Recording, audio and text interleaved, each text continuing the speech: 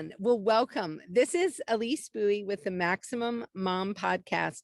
And today I am so excited to welcome my guest, Kristin Little. She is a counselor here in the Seattle area. She works in the collaborative process. She works with families, two home families dealing with children. She works as a child specialist. She's also an author. I will let her tell us about the books she has authored and co-authored. Kristin, thank you so much for joining me today. I really appreciate it.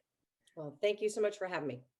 Well, tell us first, I just about your books so we can get them out there so people, because we always want to look things up on Amazon real quick. Tell us about the books you've written. Well, the first one that I wrote was with Bonnell, who is just an absolute goddess. And it is the that's her book. No, it's the Coparenting Handbook. Then obviously deals with, co-parenting kind of from soup to nuts. And I wrote the child specialist piece, and child specialist is really how kind of a specialist in helping children cope with the divorce and helping parents support their children in divorce. And she wrote the more co-parent coaching part. So the book that I wrote is called No More Us, which is probably the saddest title ever, but it's for a very specific, kind of experience of being left when you don't want to be left, because we find in the divorce community, we kind of find there's a certain sort of dynamic that happens left, and there's a certain type of grieving and responses. So I wrote that book a couple of years ago. So wow.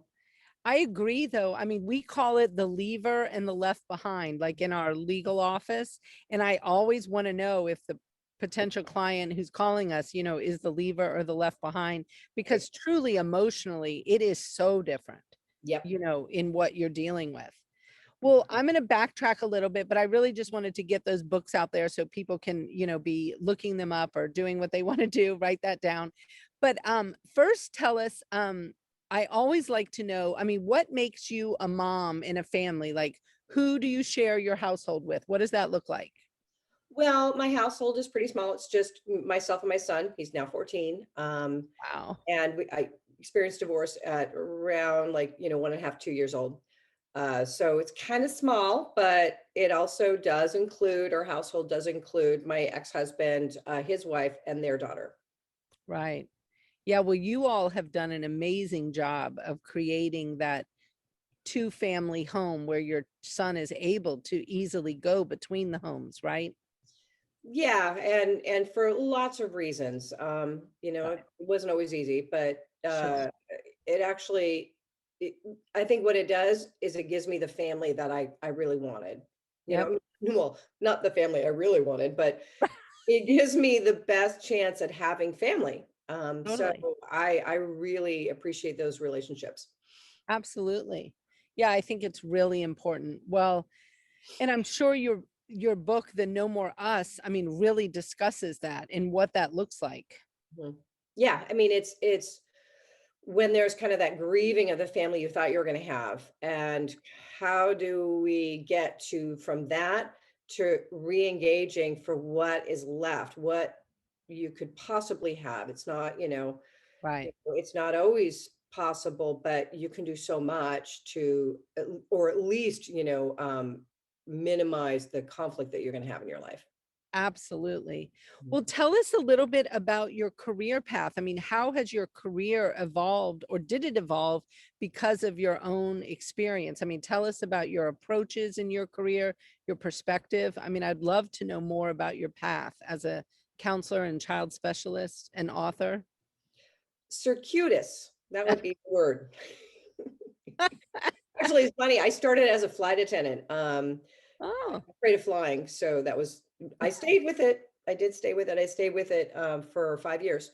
But so it's funny because I think the parenthood and, unfortunately, the divorce actually is what made my career. right.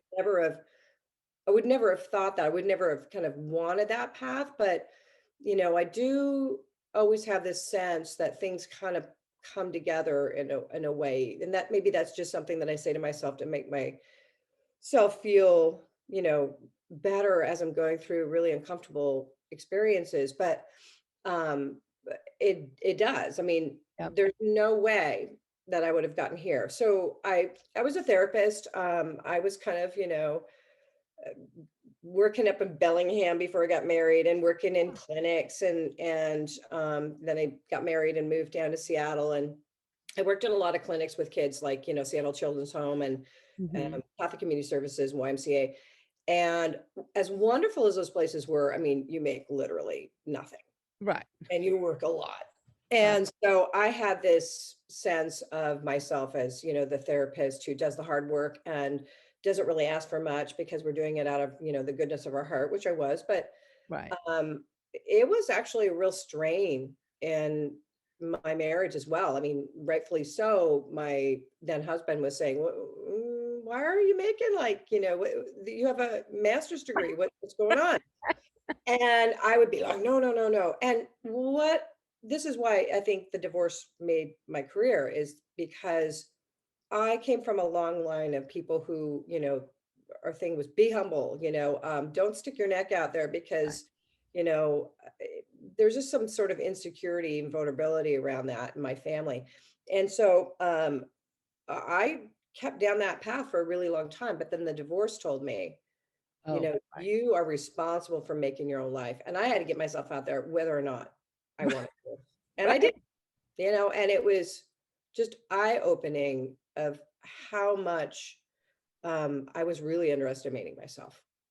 Totally. It's so fascinating. I mean, we have led a very similar situation. I mean, I would say my divorce completely, guided my career and still does, of figuring out how to navigate problems and things and, just all kinds of things and realizing that you do have a lot of autonomy and ability to do more than you ever gave yourself credit for.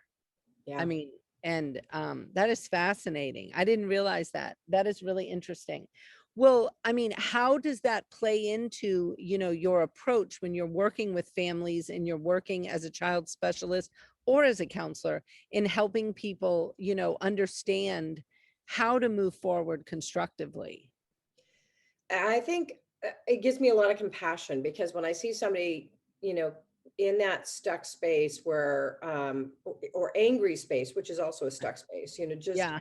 I it's easy to get mad at people who acted like me, because like I just cried. I mean, literally snot crying my whole, first couple of sessions with the attorneys because this was not what I wanted. So if I participated in it, then I would be kind of giving it, validating it. And so I was Condoning it. to Yeah. cry. Um, and so what I like to do is kind of like my learning was around, if you don't have a hand in this, whether or not you want it or not, you're not, if you don't participate, you're not going to get what you Right. need. Right. You can have kind of two tracks. One, I'm mad as hell and I don't want to do this. And the other one where, but I need to, get myself kind of advocate for myself. Um, Absolutely. yeah. And so that's kind of what I think it really informs is like, you got a job to do and take that parenting sort of, instinct that you have and protect not the past because you can't have it anymore, but protect your future. Right. Well, and that is, it really brings me to my next question. In reading your blogs, you have a lot of material around boundaries and how boundaries are, really not about the other person, but more about you. Can you talk a little bit about boundaries and how you bring boundaries into your work? Yeah, I think it's especially difficult when you're going from a marriage to co-parenting. And if you continue just to do what you do, what your instincts tell you to do with this person that you've been married to, then you just end up, I mean, it didn't work in your marriage, it's probably not going to work now.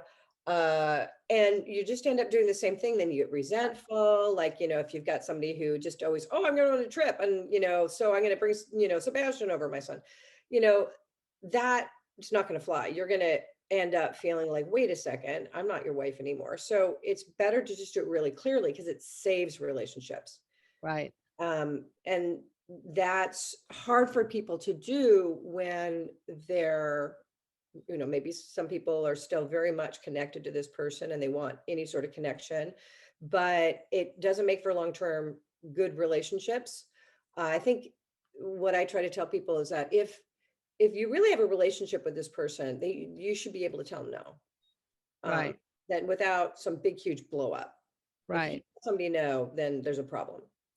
Um, but boundaries for me are just, I think it kind of probably is one of my kind of learnings in this life is that there's a lot of, I pick up emotions really well. Right. And so that can be really overwhelming when you're a kid and you're just kind of picking up everybody's emotions, and it's overwhelming. So learning how I tell clients this, I say, like, you have a superpower, but like, let's figure out how to use your superpower rather than having it use you. So know when you're going to put on that cape, but you get to choose when you're going to do that. Right. Gosh, that's such a good visual. Yeah. I mean, I think boundaries are such an important yet really hard thing to learn. I mean, and especially for certain personality types, Mhm. I think that boundaries come less easy. And then you find yourself, like you say, where you're in the same co-parenting kind of negative circles, and that didn't work in the past. Yeah. I mean, I think boundary work is so, so important. I mean, how do you help explain? I mean, one of the things I find as an attorney in dealing with somebody in your role, like a child specialist, when I'm trying to explain to a client what a child specialist can do for their family. And sometimes I'm sure, as you know, you'll have a parent that's super resistant, like, I don't need somebody else to tell me what my kid is thinking, or I don't need this. And they're very resistant Mhm. to the idea of, kind of like bringing in the voice of the child into the process.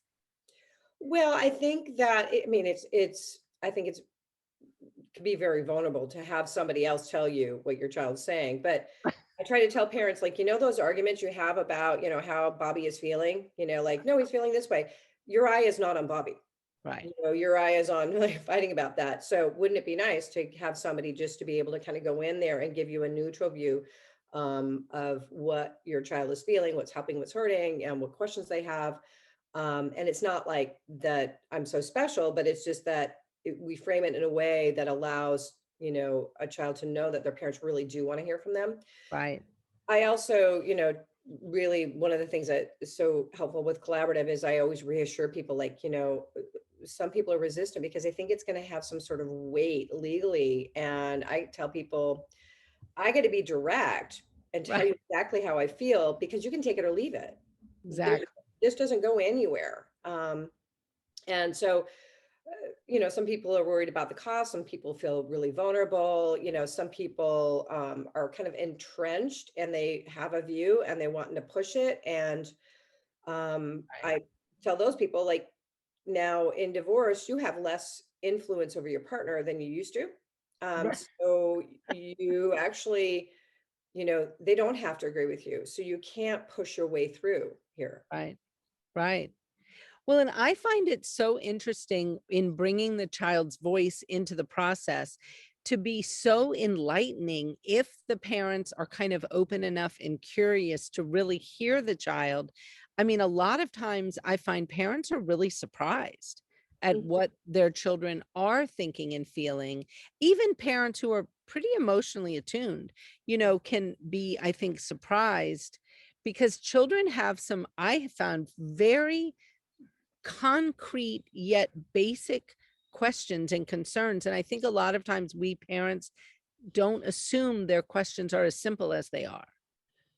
Yeah, I think it's a lot to do with the way that just developmental, and Hmm. people tend to see their children through their own eyes, Yeah. and they forget just the really basic kind of mistakes that kids can make Right. because they don't have the context of years of experience. So they can take things to extremes. And there's Right. some really basic things we know about kids that no matter what, they are going to err on the side of protecting their family structure. Yep. And sometimes that comes out a little sideways. Sometimes that means, kind of getting in a loyalty conflict with one parent, but trying to they're trying to fix a problem. And Right. and so but just so many mistakes you can make at that age. And many ages, there's all these different ages of what all these different kind of mistakes people, vulnerabilities. So like, when, even children, and this is not super common in the work that I do, but I did a lot of work with the clinics, as I said. I mean, even children who have been maltreated by a parent, I mean, Right. severely, I have yet to see a kid go, um, good riddance Yep. without something going on underneath. And a lot of times it's actually really overt. They're kids want to be seen. Kids Yep. want to be seen for themselves, and they want to be accepted and loved, and they fight for that. And Yeah. You're so right. yeah. And that is so hard, I think, for the other parent. If you do have a parent who maybe isn't, neglecting to the tune of CPS kind of, child protection neglecting, but, is really an ill-suited parent in many ways. Even I find that other parent who maybe is doing a better job and is more attuned and kind of is on their game more, they have such a hard time understanding how this child is still wanting that acceptance and love and wanting to have that rapport with the other parent. And I find that, there's so much education around explaining to both parents how important those relationships are, even if one looks a little wonkier than the other, that it's still critical to that child. Yeah, I think one of the, even as adults, if you have an issue with a parent, you still kind of just, it's still a wound. But Yep. for kids, I mean, they personalize things, especially so because they have a unrealistic sense of what they have power over. And they think, I can do this because it seems kind of simple from their point of view. And they'll Right. do it by being really, really good or really, really bad. Or, lots of strategies. But what they do is they just kind of say, maybe I can make this better. Yeah. Maybe, and they start caretaking or they start protecting in some sort of way. But it's the longing of this person is supposed to love and accept me. Maybe I want this to happen. I don't want to accept that it's not going to happen. I think it gets really tricky when you've got somebody who has actually got an impairment, that, Right. and that's where is, something to be really careful about. But at some point, if there really is that, with guidance, being able to explain what's happening for a child, because they will always take it personally. They will. And I find that they'll get in that chameleon role, really trying to navigate that other parent. I mean, and the poor child gets so lost in that. Mhm.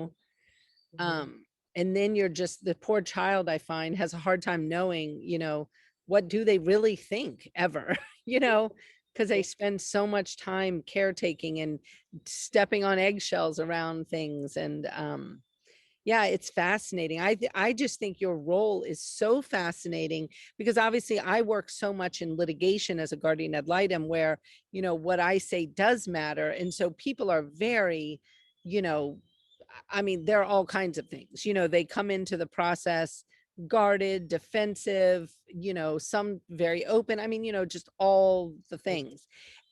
But your role truly allows just some purity around bringing the child's voice out to the parents. That's the thing I love about it. Mhm. And it doesn't have that overview of the court. And it has just like, let's sit down and talk, you know, to the parents and help them understand where their child is maybe struggling or where they might be succeeding, what they're feeling. And And I mean, I could be wrong because I only see the kids once, and I love this position because yeah, you you get to kind of serve it up for the parents to look at, and then they take it forward, and you have to find the support maybe sometimes, or just, struggle in their own selves to kind of do something a little bit differently. But it is kind of that's the purity, is I you just serve yeah, it up. And yeah, it I can be wrong because but that's the whole thing, is that it's for parents to consider. Exactly. And then that starts them being curious, which is really what they need to do. Right. That's all. That's, people always want to, have a therapist kind of, they, I have, I did an interview with another person. They kept asking, when do children need therapy in divorce? And I kept, I didn't do well. But it was because the question is multifaceted and kind of wrong, Right. because par- um, really what parents need to do is, barring some other things, they need to be curious about their kids in a way that's really open, and they have to show that they can be, open without agenda, that they Yep. can be responsive, they show them that they hear them. And when you've got that, you oftentimes don't need a therapist. Right. Exactly. Well, and the thing I think you made such a good point, open without agenda. And that Mhm, agenda, so much of the time, is proving the other spouse is wrong. And mhm, it's like, if you can, I mean, in the families I work with, I mean, I cannot tell you how many times, people reach out to me and be like, well, my child said this. And I'm like, okay, I'm like, that's curious. And they're like, what do you mean that's curious? They're like, you need to call the other person and tell them, not to do this or not to do that. I'm like, you're assuming what is being said is true. I was like, we mhm. can't get there yet. Like, Even if uh, it's true and the kid said those words, right, it might not mean what they think it means. And, exactly. you Ex- know, Oh, I mean, it's the very top of the whole is the statement. I'm like, we've got so much to explore and understand before it has any meaning at all. mhm, And I find that parents, that's hard for them, to take that step back or not do that rush forward in accusation of the other parent. yeah, And but I mean, if we, and especially as attorneys, if we as attorneys cannot take our clients down those paths of mhm, accusation and be curious and help them understand that this statement from their child is a beautiful thing because it allows them to become curious and to become open to all the possibilities of what this might mean for their child. yeah. I And think if anybody, if anybody's wondering what a great, sort of general thing to do is that when your kid tells you something, center yourself, because sometimes it's like, oh, you don't want to give right, a weird face, but go like, oh, so like, what how is that, or what bothers you, about that, whatever it might be. Like if they said, mom's always yelling at me, say, oh, well, what does that feel like? And and just get curious, because it might be something different than you think. yeah, um and that sometimes, a kid's got to get to know up the parent that they have, barring some really extremes. They've got to be able to figure out what to do. And that's when a parent can say, is there something you want to, can I help you? Or are you just kind of letting me know so that we can talk about it? right, Because some people kind of have louder voices. yep. It doesn't necessarily mean anything. I mean, I have a great story that I've told many times, but my poor son, um, he's very sensitive, but this is how wrong you can get it. So there's a stage, and some parents will know this, kind of around, 4, 5, 6, where everything has feelings, Oh yeah. you know? And I gave my son's shoes away to a neighbor boy, because I bought them and then he never wore them because he just liked Right. the ones that that were comfortable. And he started crying and he's sobbing in the bathroom. And I'm like, and I start thinking, okay, well, he is just, I've got to have this lecture about materialism that's going to Right. start in my mouth, right? So I start doing that, and well, you never wore them, and then and he starts crying harder, and I go, okay, honey, because that's when it's not working, you just got to go, let's try another fact. Right, Ask exactly. questions. Left turn. Yeah, and I said, so I gave away your shoes without asking permission. I said, I'm sorry about that. I said, but it feels like there's something else. And he's going, yes, mom. those, you're right. Those shoes might think I never liked them. He thought the shoes, we thought would be, feelings would be hurt, right? So Oh my, if I that is continued my priceless. story about materialism, I totally missed it. Right. He was feeling guilty or sad or compassionate for the shoes. That is priceless. Yeah. Wow. I mean, what an amazing thing though, just to be able to step back in your own, you know, conversation with him and just ask, Yeah. like, what is going on and what are you feeling? I Hmm. mean, because yeah, I think we always have little stories in our heads about what we think we know. And, we don't always know what's going on. Yeah. And I think after you ask questions, I think sometimes if it's just something like a really, something that sounds familiar to you, and you have an appropriate sort of example at that, I started saying, I remember going on vacation with my mom and dad. We went on, road trips, and I could only take two of my stuffies. Right. And I remember feeling so bad for the other stuffies that were left.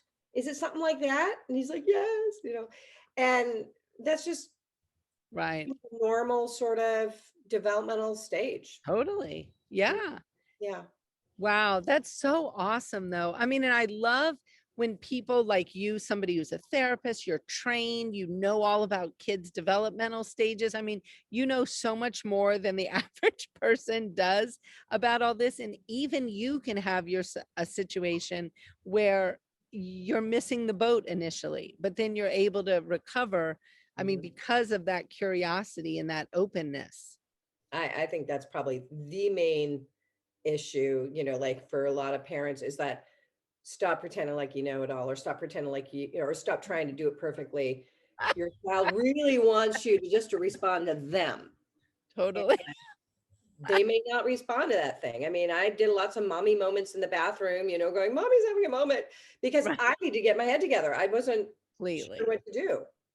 Yeah. Oh my gosh. Well, and as a mom of many, like I can assure you, I mean, I would have situations where I thought I had nailed it with one child. I mean, literally, I was like, that worked out jamming. Then comes the next one. I mean, they threw such a curveball. And I was like, okay, whatever has worked in the past is failing miserably with you. Like, we need to completely regroup and try again. And I Mhm. mean, I can't tell you how many times I've had to sit down a child and be like, obviously I'm missing something here. Like Yeah. what do I need to know in this circumstance that is going to help us be able to move forward? And sometimes my kids would just flat out say, I'm not Ian or I'm not Eric, I am my own person and you are coming at me with an attitude of you're dealing with Eric or you're dealing, and I was like, fair enough. I probably am doing that. you know, That it- is, but that's exactly what I was talking about. Being curious, and you're getting your ego out of the way, right. because it's not that that you failed. It's that you you needed to do something different. And I would say it's also a great example of how a child wants to be seen. We Totally. want to be seen for ourselves, Yep. and accepted for that. And Yep. when we have this great plan, sometimes we miss the kid. Yep. Yeah. Oh, completely. Well, I have, I mean, a child who, I mean, now, he's older, he's in the Marines, but as a freshman in high school, and he was going to one of those, muckety muck Seattle private schools. And he literally sat me down in the parking lot. I mean, this is a freshman boy. And he said to me, he goes, Mom, I have no interest in going to like Ivy League schools. Like this whole school is about creating, Harvard students. He goes, that's just not me. He goes, I am going to become the best lineman in the state of Washington. I am going to master the game of football. He goes, that's what I'm doing. And I was like, okay. I'm like, fair enough. And I mean, the fact that he was able to verbalize that to me and really tell me like what mattered to him truly, like deeply as a passion. And I was thinking, typical mom, I'm like, well, what are you going to do with that? Like, you're obviously not going to the NFL or, like this is not going to be all that helpful. But then over time, I truly came to understand, I mean, football developed his character as a leader in a way that none other could. I mean, he became very developed as a leader, and we see it in what he does now as a young adult. And it was very important that I support that, and that I get behind what he wanted and what he needed, not what I thought was the most important thing at the time. Yeah, because you never know where the path is going to lead. And Absolutely. yeah, I think there's a lot of kids feel very shamed when they're not seen, and that follows you. And you can make lots and lots of mistakes if you give your kid the feeling, not that you do what they say, of course not, but Right. if you really get to know them, even the parts that you have trouble with, like my son is, like many kids, is dipped into gaming, over the pandemic, Right. and that's something that I didn't experience. And it was just really threatening to me. You picture, I always joke with him, I don't want you to be that kid wearing diapers in the basement, with a big gulp and Big Macs, and that's my own fear. And but I kind of, that's my trigger. And he knows Right. it. Like, oh, that's how I am. I get kind of weird. So sorry. But he's also developed a lot of things with because strategy and all this stuff. And it's really hard for me. But I needed to see that. I needed, he Yep. loved history. So that's kind of one of those things, is there's a lot of games with history in them. Absolutely. And but just being upfront, like when I start going into, freaking out about something, I got to catch myself and say, you know what, that's about me, not about you, and I'm sorry. Yep. Um, Absolutely. so Yeah. I think it's really, we can't determine for our children exactly how they're going to be. We certainly can determine who their other parent is. We have to help them through it. We have to be Yeah. there with them, and we can't do that if we don't see them. Absolutely. Well, and one thing I have found, and I mean, it is reinforced almost daily. Parenting has been the biggest life lesson in humility for me more than anything. I Mhm. mean, I feel like I have learned so much humility, being able to ask my children for forgiveness, apologize to them when I just screw up royally, apologize when I, just make a mistake. It's like a rookie mistake, or I just didn't know what I was doing. Um, or just a mistake because I was just having a bad old day and did not handle things well, but I have just found parenting in the fact that, we have these 6 kids, have kind of been able to watch them all launch and help them. It has been so humbling, Yeah. to work with them, and I don't know, just try to maximize them, but at the same time trusting them to maximize themselves, Mhm. and trusting them to fail too, you know, Yeah. and to allow that to occur so that they are building resilience and character and and skills around failing, because I think failing is a wonderful thing, because Yeah. I think we all learn a lot through failure. Well, I And remember there was a point where my son, he was having some trouble in school, and he was, doing the online games, and there was a point at which I really appreciate my former husband. I never would have seen this because I think I was never kind of made to in marriage. We You fight all the time about stuff, and you have to have a little more respect and distance. And people grow into their roles, and boy, his dad has really just shown me things that I would have missed. And I right, remember we looked at each other and we both kind of just said, we have this kid is not, we can't see him as failing. He's got enough stuff in him. We know him well enough that right, even if, we don't like exactly what he's doing right now, the kid is going to figure it out because yep, he's a good kid and he's a smart kid. And we just believe in him. And I think there's a faith that you don't have to do everything perfect all the right, time. Sometimes you have to do that failure and get too into games and go, oh, and I also want to add, when people are making mistakes, if it's a normal part of parenting, imagine how it must feel if you're in a divorce situation or co-parenting situation where you have to protect every single second any mistake you make. And that adds so much. Not only you're standing there going, I'm not handling this well, you're thinking, oh, what if dad or mom hears about this? Exactly. You can't get your grounded. You can't get back to yourself. And so Right. I tell a lot of parents, like, you need to, if you want to have a little more peace in your life, you need to normalize making some of those mistakes. Oh, completely. Oh yeah, I think anybody who thinks that we don't make those mistakes is just fooling themselves. I mean, and I call it the organic broccoli conversation. Like when people want to talk to me about, food choices of their co-parent, and I'm like, seriously? We're gonna, go down this like, well, all their vegetables are not organic. My child should eat a certain way. And I'm like, your child is going to be fine with their Mhm. non-organic vegetables, I can assure you. Or even with mac and cheese.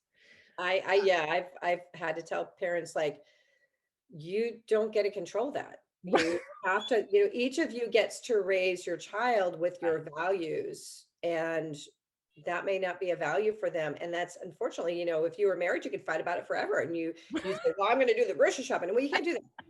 And so that's something that you just have to let go of. And that's really tough. It is hard. It is really, really hard. And trying to help people understand that letting go of that is one of the things that's going to bring them peace, which then is going to bring their child success emotionally because they're not going to be embroiled in that conflict. And it's hard for people to see those steps sometimes. Especially when you have really young kids too, because when they're really young, I don't know if you remember this, but you think you can kind of form them in a way that you really can't. Yeah. And I always look at people with really young kids and they're saying, well, my child's not going to do this. And yeah, they will. Yeah. And or they may, but you can't determine Yeah. that.